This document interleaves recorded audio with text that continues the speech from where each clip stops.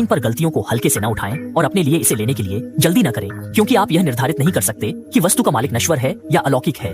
यदि आपको संदेह है कि यह कथन गलत है तो इसे उन दोस्तों के साथ साझा करें जो लाभ उठाना पसंद करते हैं, लेकिन एली इन सलाह पर आंखें मूंद लेती हैं। वह पर्यावरण की रक्षा करने की इच्छा के साथ हमेशा की तरह कचरे की तलाश करने के लिए समुद्र तट पर आई। बस तब उसने एक महिला को दूर से लहराया और एली ने विनम्रता से लहराया और फिर अपनी खोज जारी रखी।